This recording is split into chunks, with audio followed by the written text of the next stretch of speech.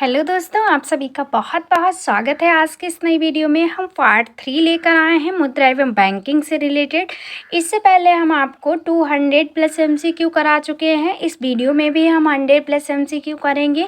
कुल मिलाकर 300 एमसीक्यू मुद्रा एवं बैंकिंग से रिलेटेड थे, जो कि बहुत ही इम्पॉर्टेंट टॉपिक था। फ्रेंड्स, अगर आपने वो दोनों पार्ट्स नहीं देखे हैं तो प्लेलिस्ट से देख सकते हैं। इकोनॉमिक्स से रिलेटेड जितने भी टॉपिक्स हैं सभी कवर किए जाएंगे। उनकी हमने प्लेलिस्ट बना रखी है, अगर आपने नहीं देखी तो जाके वो देख सकते हैं। तो चलिए ये वीडियो शुरू करते हैं।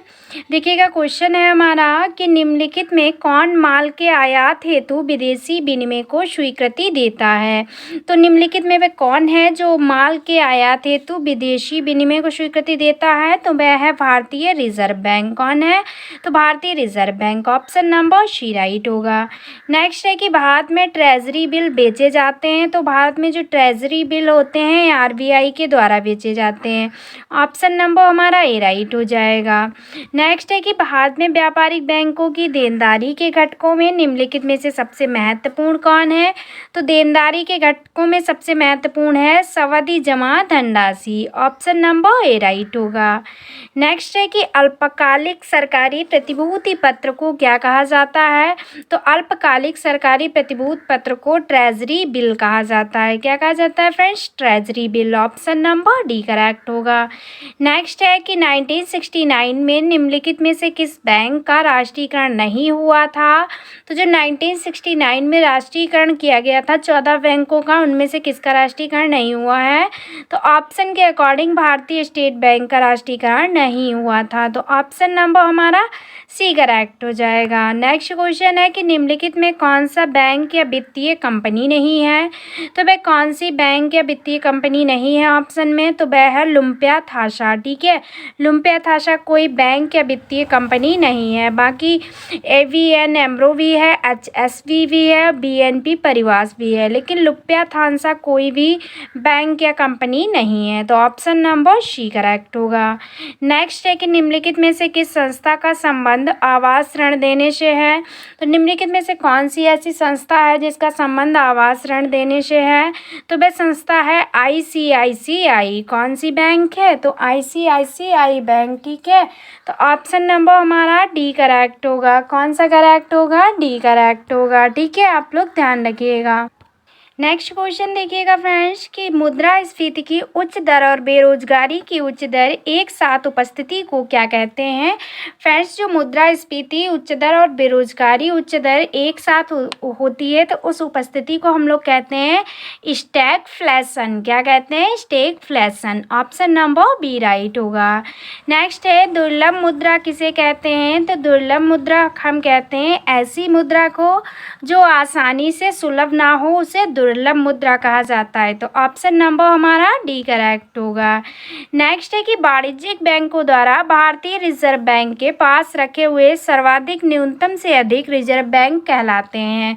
तो फ्रेंड्स, जो भारतीय रिजर्व बैंक के पास रखे हुए सर्वाधिक न्यूनतम से अधिक रिजर्व होते हैं वह नकदी रिजर्व कहलाते हैं। क्या कहलाते हैं? नकदी reserve. Option number A correct होगा। नेक्स्ट है कि भारत में मुद्रास्फीति दर की माप किस आधार पर होती है। तो भारत में जो मुद्रास्फीति दर की माप होती है वह थोक मूल्य सूचकांक के आधार पर होती है। किस आधार पर होती है फ्रेंड्स? तो थोक मूल्य सूचकांक के आधार पर। तो ऑप्शन नंबर हमारा बी राइट हो जाएगा। नेक्स्ट देखिएगा, नेक्स्ट क्वेश्चन है कि किसी अर्थव्यवस्था में निम्न में से कौन सा ऐसा कार्य है जो केंद्रीय बैंक के कार्यों में शामिल नहीं है। फ्रेंड्स, आपको वह बताना है कि केंद्रीय बैंक के कार्यों में कौन सा ऐसा कार्य है जो केंद्रीय बैंक के कार्यों में शामिल नहीं है।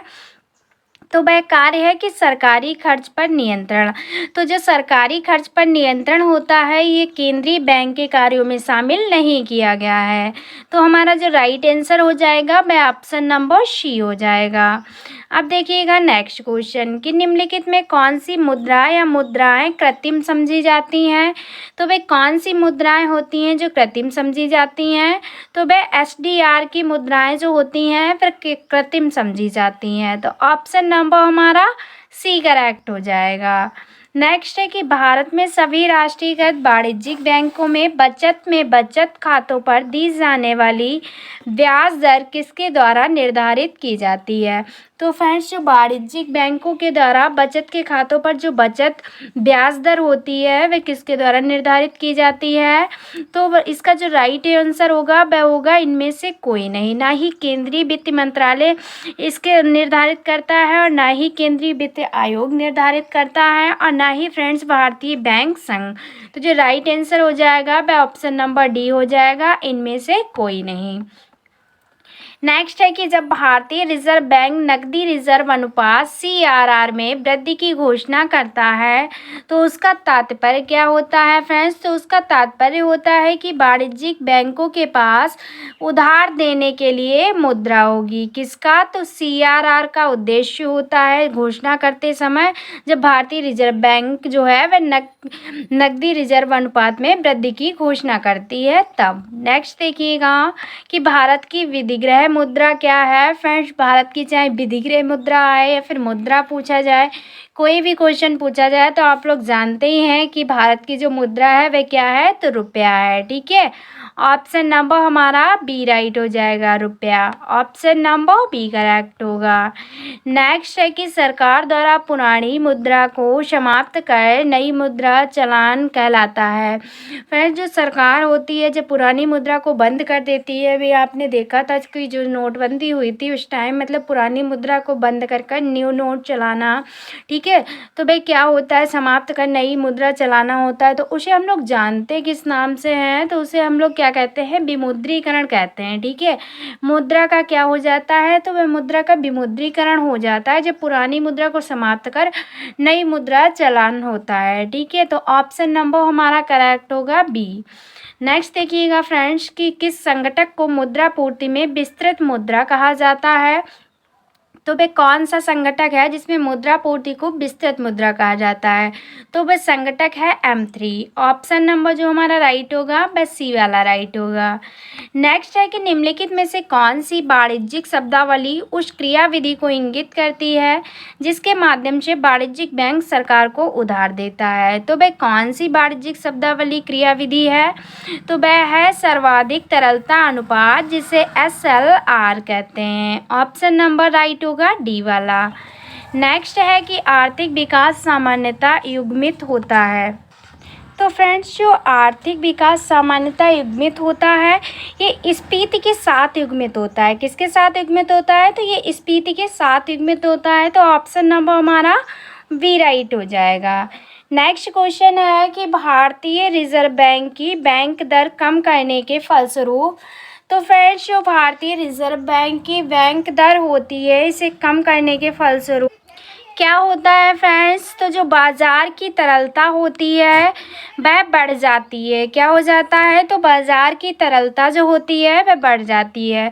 तो फ्रेंड्स ऑप्शन नंबर हमारा ए करेक्ट हो जाएगा। देखिएगा नेक्स्ट क्वेश्चन है कि भारत में 50 रुपये के करेंसी नोट पर किसने हस्ताक्षर होते हैं।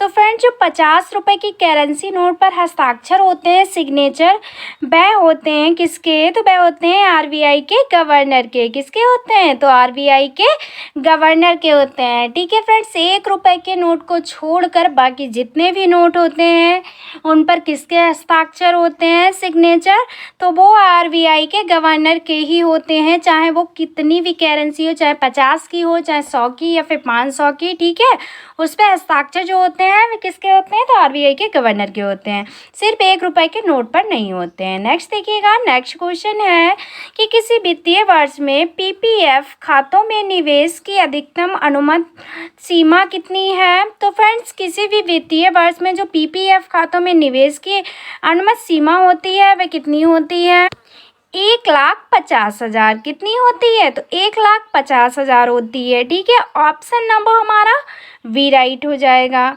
नेक्स्ट है कि हमारे देश में भुगतान हेतु चेक उनके जारी करने की तारीख से किए वैध रहता है। तो फ्रेंड जो हमारे देश में भुगतान हेतु चेक जो है वह जारी करने के बाद कितनी तारीख तक वैलिड रहता है? तो वह 3 महीने के लिए वैलिड रहता है। ऑप्शन नंबर ए राइट हो जाएगा। नेक्स्ट है कि भारत सरकार ने भारत के एक प्रमुख बैंक में आरबीआई के हिस्सों को अर्जित किया है। ये बैंक कौन सा है? तो फ्रेंड्स ये बैंक है एसबीआई। कौन सा बैंक है? तो एसबीआई द्वारा भारत सरकार ने भारत के एक प्रमुख बैंक में आरबीआई के हिस्सों को अर्जित किया है। तो ऑप्शन नंबर हमारा डी राइट हो जाएगा। नेक्स्ट है क्रेडिट कार्ड बीच में फिल इन द ब्लैंक्स है के नाम से जाने जाते हैं। तो फ्रेंड्स जो क्रेडिट कार्ड होते हैं ये किस नाम से जाने जाते हैं? तो ये जाने जाते हैं प्लास्टिक मनी के नाम से। आप लोग जानते भी होंगे, अगर नहीं जानते हैं तो आज से जान जाइएगा कि जो क्रेडिट कार्ड होते हैं ये प्लास्टिक मनी के नाम से जाने जाते हैं। ऑप्शन नंबर डी राइट हो जाएगा। नेक्स्ट है हमारे देश के बैंक घरेलू सावधि जमाओं के लिए से प्राप्त सावधि जमाओं पर ब्याज की अधिक दर होती है। तो किससे प्राप्त सावधि जमाओं पर? तो इसका जो राइट आंसर होगा वह होगा वरिष्ठ नागरिकों से प्राप्त सावधि जमाओं पर। ठीक है, ब्याज की दर जो होती है वह अधिक होती है। तो ऑप्शन नंबर डी करेक्ट होगा। नेक्स्ट है कौन सा लिखित पृष्ठांकन द्वारा एक व्यक्ति से दूसरे व्यक्ति को अंतरित नहीं किया जा सकता है? तो वह होता है सावधि जमा रसीद के द्वारा। ठीक है, तो ऑप्शन नंबर हमारा ए राइट हो जाएगा। अब देखिएगा नेक्स्ट क्वेश्चन है निम्नलिखित में से किस लिखित को रेखांकन लागू होता है? तो किस लिखित को रेखांकन लागू किया जाता है? तो वह चेक पर रेखांकन लागू किया जाता है। ऑप्शन नंबर ए करेक्ट हो जाएगा। नेक्स्ट है निम्नलिखित में से कौन सा एक विकास बैंक है? अब आपको बताना है कि इनमें से कौन सा एक विकास बैंक है। तो वह है राष्ट्रीय आवास विकास बैंक। ठीक है, कौन सा विकास बैंक है? तो राष्ट्रीय आवास बैंक जो है एक विकास बैंक है।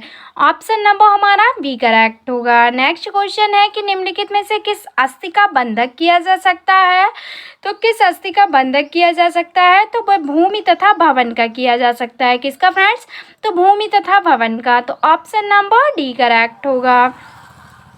नेक्स्ट है निम्न में से कौन सा एक विदेशी बैंक नहीं है? तो जो विदेशी बैंक नहीं है वह है आईएनजी वैश्वा बैंक।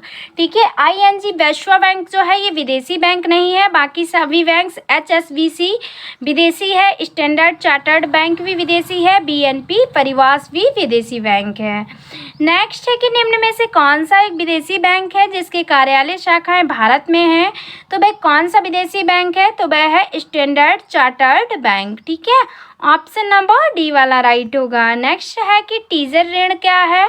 तो जो टीजर ऋण होता है इससे तात्पर्य होता है कि आरंभ में ब्याज की दर कम रहती है और बाद में वर्षों में ये अत्यधिक बढ़ जाती है। ठीक है, पहले कम रहेगी और बाद में बढ़ती चली जाएगी, तो वह होता है टीजर ऋण। तो ऑप्शन नंबर सी करेक्ट होगा। नेक्स्ट है कि बैंक की एक शाखा को एक ग्राहक से 100 रुपये का एक जाली नोट प्राप्त होता है। जो ग्राहक वापस करना चाहता है बैंक को क्या कार्यवाही करनी चाहिए? तो फ्रेंड्स बैंक की एक शाखा में अगर किसी भी एक ग्राहक से 100 रुपये का अगर एक जाली नोट प्राप्त होता है, ठीक है, जो ग्राहक वापस चाहता है, तो बैंक को ऐसी स्थिति में क्या करना चाहिए? तो फ्रेंड्स ऐसी स्थिति में नोट परिबद्ध करना और वापस नहीं लौटाना। ठीक है, वह जो ग्राहक को नोट नहीं लौटाना चाहिए और नोट को परिबद्ध करना चाहिए। तो ऑप्शन नंबर बी वाला राइट होगा। नेक्स्ट है कि मुद्रा आपूर्ति की सर्वाधिक तरल माफ है। तो जो मुद्रा आपूर्ति की तरल माफ होती है वह होती है M1। सर्वाधिक तरल माफ पूछा गया है, यहाँ पे ये बात आप याद रखिएगा। तो ऑप्शन नंबर ए करेक्ट हो जाएगा। नेक्स्ट है हमारे देश में लगभग सभी बैंकों ने किसानों को फसल ऋण देने के लिए किस चीज़ की सुविधा शुरू की है? इसका राइट आंसर हो जाएगा किसान क्रेडिट कार्ड। ठीक है, हमारे देश में जो लगभग सभी बैंकों ने किसानों को फसल ऋण देने के लिए जो है वह किसान क्रेडिट कार्ड की सुविधा जो है वह शुरू की है। तो ऑप्शन नंबर हमारा बी राइट होगा। नेक्स्ट है कि खुदरा बैंकिंग के अंतर्गत निम्न में से किसे ऋण नहीं माना जाता है? तो जो खुदरा बैंक के अंतर्गत ऋण नहीं माना जाता वह मूलभूत सुविधा ऋण को नहीं माना जाता। तो ऑप्शन नंबर डी राइट हो जाएगा। नेक्स्ट है कि व्यापारिक बैंकों द्वारा जनित साख का नियंत्रण कौन करता है? तो जो व्यापारिक बैंकों द्वारा जनित साख का नियंत्रण किया जाता है भारतीय रिजर्व बैंक के द्वारा।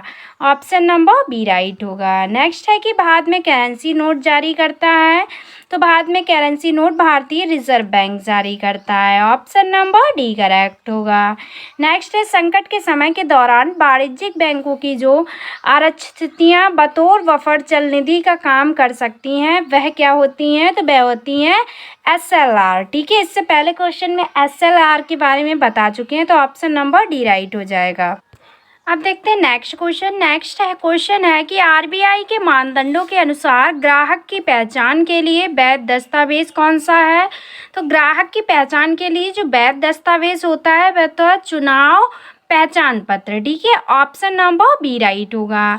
नेक्स्ट है कि चेक या मांग ड्राफ्ट जैसे बैंकिंग लिखित पर चुंबकीय सामग्री से बने विशेष प्रकार की स्याही से मुद्रित 9 अंकी संख्या को क्या कहते हैं? ठीक है, जो 9 अंकी संख्या होती है वह क्या कहलाती है? तो वह MICR कोड कहलाती है। क्या कहलाती है? MICR code. Option number B right हो जाएगा। नेक्स्ट है कि बैंकिंग चैनल के माध्यम से सर्वाधिक तेज धन अंतरण सिस्टम क्या है? तो जो बैंकिंग चैनल के माध्यम से सर्वाधिक तेज धन का अंतरण है वह है राष्ट्रीय इलेक्ट्रॉनिक निधि अंतरण। ऑप्शन नंबर डी राइट हो जाएगा। नेक्स्ट है कि लिखित को एक विशिष्ट अंतर्निहित अस्थि से अपना मूल्य प्राप्त करता है उसे क्या कहते हैं? तो फ्रेंड्स उसे कहा जाता है वॉट। क्या कहा जाता है? वॉट कहा जाता है। तो ऑप्शन नंबर हमारा बी वाला राइट हो जाएगा। नेक्स्ट है कि ओवरड्राफ्ट खाते में ग्राहक बैंक का होता है। तो जो ओवरड्राफ्ट खाता होता है इसमें जो ग्राहक होता है तो वह बैंक का लेनदार होता है। ऑप्शन नंबर हमारा डी वाला करेक्ट हो जाएगा, देनदार। नेक्स्ट देखिएगा, नेक्स्ट क्वेश्चन है बैंक दर वह दर है जिस पर क्या होता है बैंक दर पर? तो RBI जो है वाणिज्यिक बैंक के विनिमय बिल का डिस्काउंट करते हैं। ठीक है, डिस्काउंट करते हैं कौन? तो RBI जो है वह वाणिज्यिक बैंक के विनिमय बिल का। तो ऑप्शन नंबर हमारा डी वाला राइट होगा। नेक्स्ट है कि 10 रुपये पर किसके हस्ताक्षर होते हैं? तो 10 रुपये पर जो सिग्नेचर होते हैं वह गवर्नर भारतीय रिजर्व बैंक के होते हैं, RBI के गवर्नर के। पहले भी बता चुके हैं, कोई भी करेंसी हो 1 रुपये की नोट के छोड़कर उस पर RBI के गवर्नर के ही सिग्नेचर होंगे। तो ऑप्शन नंबर डी करेक्ट होगा। एग्जाम में क्वेश्चन बस घुमा कर पूछ लिया जाता है तो इसलिए आप लोग ध्यान रखिएगा। नेक्स्ट देखिएगा कि निम्नलिखित में से क्या वाणिज्यिक बैंक का कार्य नहीं है? तो जो वाणिज्यिक बैंक का कार्य नहीं है वह है CRR, SLR तथा रेपो दर जैसी नीतिगत दरें जो है वह तय करना किसका कार्य नहीं है? तो वाणिज्यिक बैंक का कार्य नहीं है। तो ऑप्शन नंबर सी वाला राइट होगा। नेक्स्ट है बैंक पार चेक आहरित करने वाले ग्राहकों को निम्नलिखित में से अधिकार होता है। तो क्या अधिकार होता है? तो इन्हें चेक के भुगतान से पहले उसका भुगतान रोकने का अधिकार दिया जाता है। तो ऑप्शन नंबर हमारा सी वाला करेक्ट होगा। नेक्स्ट है कि भारत में सिक्कों को जारी करने के लिए कौन अधिकृत है? तो जो सिक्कों को जारी करने के लिए अधिकृत है वह है वित्त मंत्रालय। कौन अधिकृत है? तो वित्त मंत्रालय। ऑप्शन नंबर सी राइट हो जाएगा। नेक्स्ट है संपूर्ण देश में मुद्रास्फीति के नियंत्रण के लिए RBI क्या उपाय करता है? तो संपूर्ण देश में जो मुद्रास्फीति के नियंत्रण के लिए RBI उपाय करता है वह रेपो रिवर्स रेपो दर बढ़ाना करता है। ठीक है, ऑप्शन नंबर हमारा डी करेक्ट हो जाएगा। रेपो रिवर्स रेपो दर बढ़ाना किसका कार्य होता है? ठीक है, तो ये RBI उपाय करता है। नेक्स्ट है कि विलास वस्तु के क्रय के लिए बैंकों द्वारा किस प्रकार का ऋण दिया जाता है? तो विलास वस्तु के क्रय के लिए जो बैंकों द्वारा ऋण दिया जाता है ये टिकाऊ उपभोक्ता वस्तु ऋण होता है। ठीक है, कैसा ऋण होता है? तो टिकाऊ उपभोक्ता वस्तु ऋण। ऑप्शन नंबर सी वाला राइट होगा। नेक्स्ट है कृषि और संबंध गतिविधियों के लिए दिए गए ऋण बैंक किस वर्ग में वर्गीकृत करते हैं? तो जो कृषि और संबंध में दिए गए गतिविधियों के लिए जो बैंक वर्ग होते हैं ऋण वह प्राथमिकता प्राप्त क्षेत्र ऋण होते हैं। कैसे? तो प्राथमिकता प्राप्त क्षेत्र ऋण। ऑप्शन नंबर बी वाला राइट हो जाएगा। नेक्स्ट है कौन सा संगठन उधारकर्ता की ऋण पृष्ठभूमि रखता है या फिर उपलब्ध कराता है? तो वह है CIVIL। कौन है? CIVIL। ऑप्शन नंबर ए वाला राइट होगा। नेक्स्ट है कि यथा वित्तीय विश्व में प्रयुक्त पद FDI में अक्षर F क्या दर्शाता है? तो जो FDI में अक्षर F होता है इसका मतलब होता है फॉरेन। क्या होता है? Foreign. Option number C right हो जाएगा हमारा। नेक्स्ट है, एक प्रकार का ऋण सब प्राइम उधार बैंकों द्वारा किस प्रकार के उपभोक्ताओं को दिया जाता है। तो एक प्रकार का ऋण होता है सब प्राइम उधार बैंकों द्वारा दिया जाता है, ठीक है। तो किस प्रकार के उपभोक्ताओं को ये ऋण दिया जाता है, तो ये ऐसे उधारकर्ता जिनकी ऋण पृष्ठभूमि अच्छी नहीं है उनको दिया जाता है। तो ऑप्शन नंबर ए वाला राइट हो जाएगा। नेक्स्ट क्वेश्चन देखिएगा कि भारत सरकार से जल्दी पेंशन पाने के लिए सेवानिवृत्त रक्षा कर्मियों के लिए किस सॉफ्टवेयर का आरंभ किया गया है। तो वह सॉफ्टवेयर कौन सा है, तो वह है संगम। कौन सा सॉफ्टवेयर है, तो संगम सॉफ्टवेयर, ठीक है। ऑप्शन नंबर डी वाला राइट हो जाएगा। नेक्स्ट क्वेश्चन देखिएगा फ्रेंड्स आप लोग कि क्षेत्रीय ग्रामीण बैंकों को उनके प्रवर्तक बैंकों में विलय करने की संस्तुति किसने की थी। तो जो क्षेत्रीय ग्रामीण बैंकों में उनके प्रवर्तकों को विलय करने की जो स्तुति दी थी वह दी थी खुसरो समिति ने। किस समिति ने दी थी, तो खुसरो समिति ने। ऑप्शन नंबर सी वाला राइट हो जाएगा। नेक्स्ट देखिएगा, भारतीय रुपये का मूल्य ह्रास हो रहा है, इसका क्या अर्थ होगा। अगर फ्रेंड्स कहा जाए कि भारतीय रुपये का मूल्य ह्रास हो रहा है तो इसका मतलब होता है कि रुपये का मूल्य जो है वह कम हुआ है। क्या हुआ है, तो रुपये का जो मूल्य है वह बहुत कम हुआ है, इसीलिए कहा जा सकता है कि रुपये का जो है वह मूल्य ह्रास हो रहा है, ठीक है। ऑप्शन नंबर हमारा ए वाला करेक्ट हो जाएगा। नेक्स्ट है कि निम्न में से कौन सी संस्था जो है भारत की एक परिसंपत्ति पुनर्निर्माण कंपनी नहीं है। तो भाई कौन सी संस्था है जो भारत की एक परिसंपत्ति पुनर्निर्माण कंपनी नहीं है, तो वह है इरीडा। कौन सी है, तो इरीडा कंपनी है। ऑप्शन नंबर डी राइट हो जाएगा। नेक्स्ट देखिएगा, नरसिंगम समिति ने बैंकिंग ढांचे को कितने स्तर बनाने की संस्तुति दी है। तो जो नरसिंगम समिति ने बैंकिंग ढांचे को बनाने की संस्तुति दी है वह 4 प्रकार की, ठीक है। कितने स्तर में, तो 4 स्तर में। ऑप्शन नंबर सी वाला राइट होगा। नेक्स्ट है, दर जिस पर देसी मुद्रा विदेशी मुद्रा में परिवर्तित की जा सकती है और उसके विपरीत उसे क्या कहते हैं। तो ऐसी मुद्रा जिसे देसी या विदेशी मुद्रा में परिवर्तित की जा सकती है उसे कहते हैं विनिमय दर। क्या कहते हैं फ्रेंड्स, विनिमय दर कहते हैं। ऑप्शन नंबर ए वाला राइट हो जाएगा। नेक्स्ट है, अपनी विदेशी यात्रा के लिए यूएस डॉलर खरीदने के लिए आपको संपर्क करना चाहिए। फ्रेंड्स अपनी विदेशी यात्रा के लिए जो यूएस डॉलर खरीदने के लिए आपको किसे संपर्क करना चाहिए, तो ऐसी गतिविधि के लिए अधिकृत किसी भी बैंक की शाखा से संपर्क करना चाहिए। तो ऑप्शन नंबर सी वाला राइट हो जाएगा। नेक्स्ट है कि बैंकिंग लोकपाल जो है वह कौन होता है। तो बैंकिंग जो लोकपाल है ये ग्राहकों की शिकायतों का प्रावधान करता है। क्या करता है, तो ग्राहकों की शिकायतों का जो प्रावधान करता है वह बैंकिंग लोकपाल करता है। ऑप्शन नंबर सी करेक्ट हो जाएगा। नेक्स्ट है कि आर्थिक नीति की शक्ति के रूप में मौद्रिक नीति द्वारा एडमिनिस्टर की जाती है। तो किसके द्वारा, तो वह की जाती है भारतीय रिजर्व बैंक के द्वारा एडमिनिस्टर की जाती है। तो ऑप्शन नंबर बी वाला राइट होगा। नेक्स्ट है कि भारतीय औद्योगिक पुनर्निर्माण बैंक की स्थापना किस वर्ष की गई थी।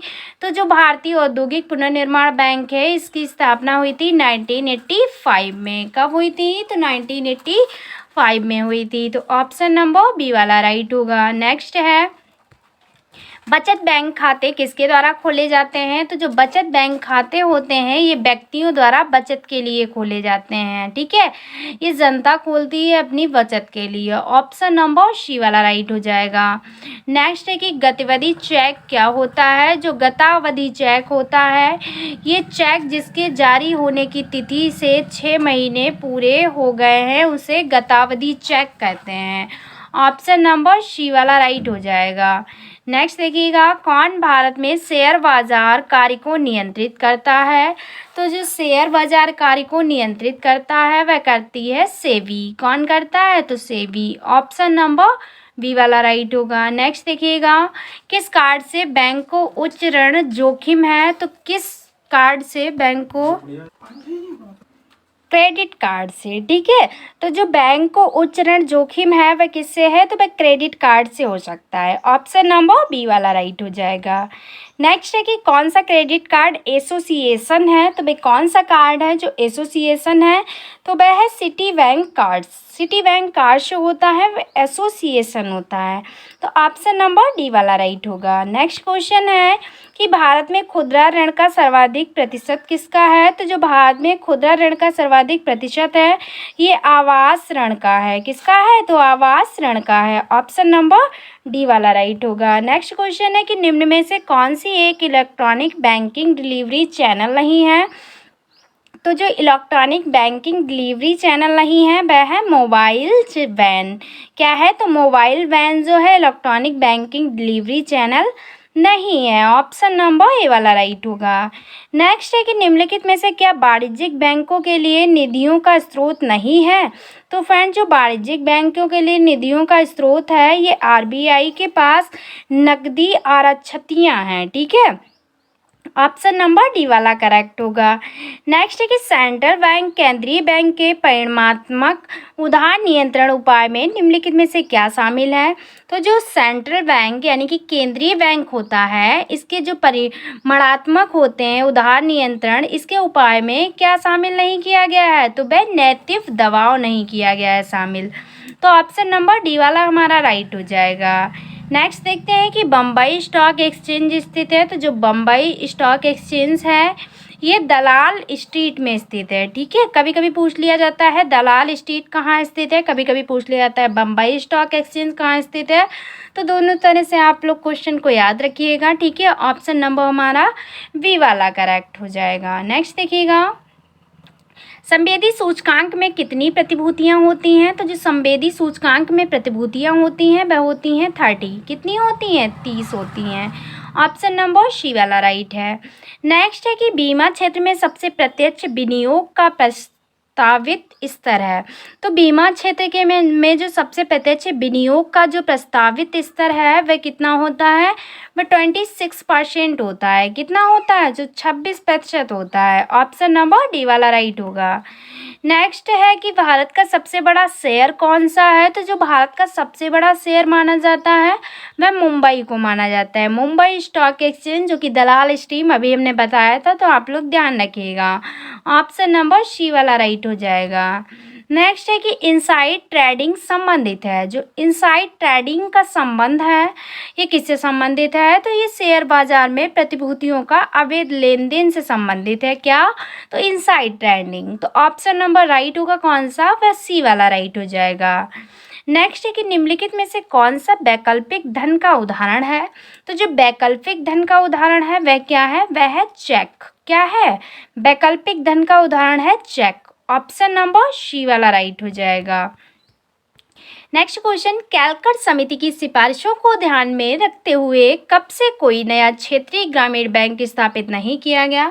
फ्रेंड्स जो कैलकट समिति है बहुत ही इम्पॉर्टेंट है। इसकी सिफारिशों को ध्यान में रखते हुए अभी तक जो क्षेत्रीय ग्रामीण बैंक है वो स्थापित नहीं किया गया। तो अप्रैल 1987 से, ठीक है, अप्रैल 1987 से कैलकट समिति को ध्यान में रखते हुए अभी तक कोई भी ग्रामीण क्षेत्रीय विकास बैंक की स्थापना नहीं की गई है। तो ऑप्शन नंबर ए वाला करेक्ट होगा।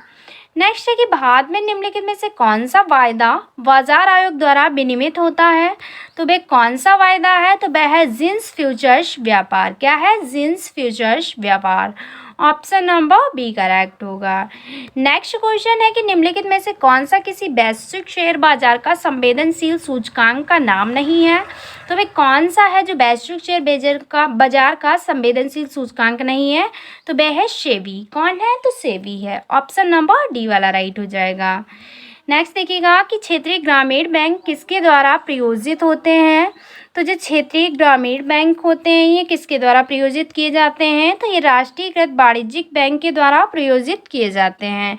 तो जो हमारा ऑप्शन नंबर करेक्ट हो जाएगा वह ए वाला होगा कि जो क्षेत्रीय ग्रामीण बैंक होते हैं ये जो होते हैं ये राष्ट्रीयकृत वाणिज्यिक बैंक के द्वारा जो होते हैं वे प्रायोजित नहीं किए जाते हैं। तो ऑप्शन नंबर कौन सा करेक्ट होगा? ए वाला करेक्ट हो जाएगा। ठीक है, देखिएगा नेक्स्ट क्वेश्चन है हमारा कि मान लीजिए भारतीय रिजर्व बैंक दर 1% घटा देता है तो इसका प्रभाव क्या होगा।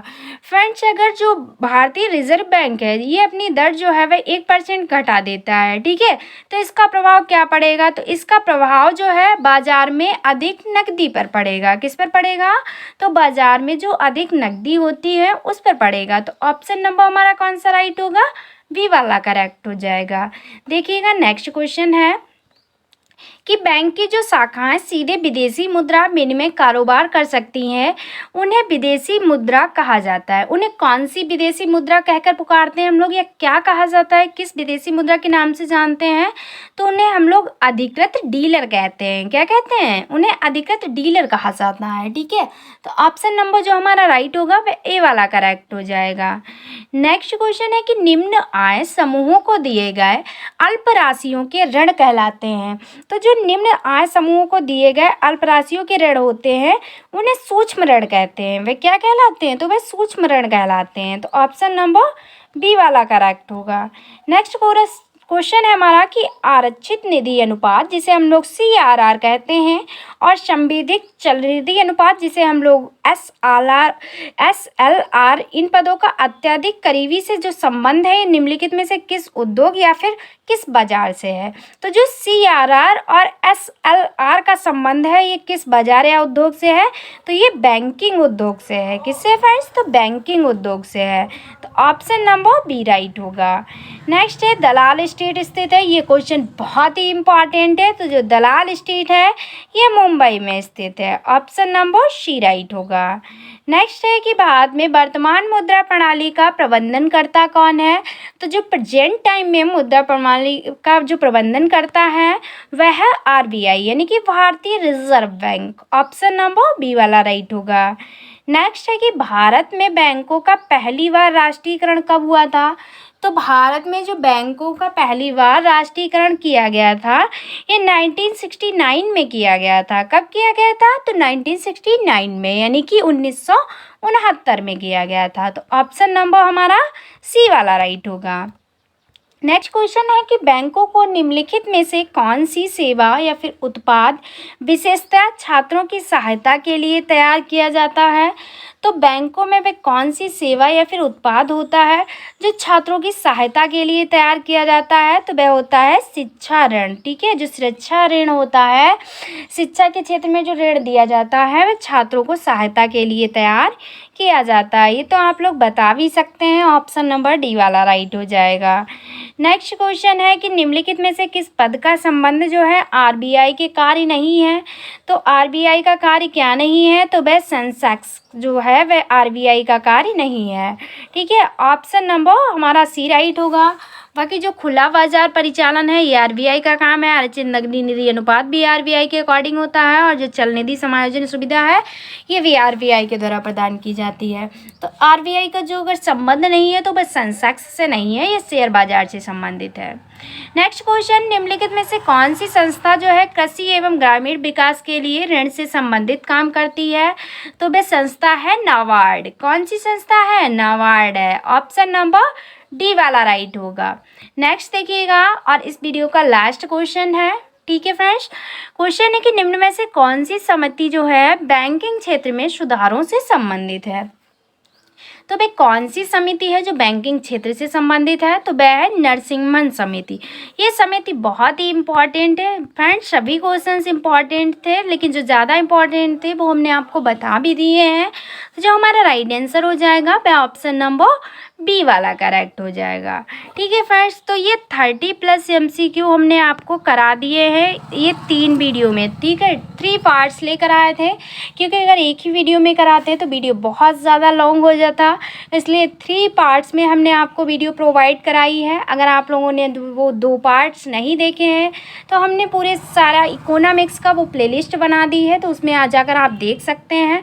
तो फ्रेंड्स, अगर कोई भी क्वेश्चन आपका रह जाता है मुद्रा या बैंकिंग से रिलेटेड, तो आप कमेंट बॉक्स में पूछ सकते हैं।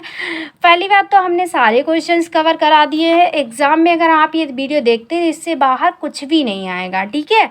तो फ्रेंड्स आज की वीडियो में बस इतना ही। Thanks for watching. मिलते हैं नेक्स्ट वीडियो में। Take care of everyone. तब तक के लिए बाय बाय फ्रेंड्स।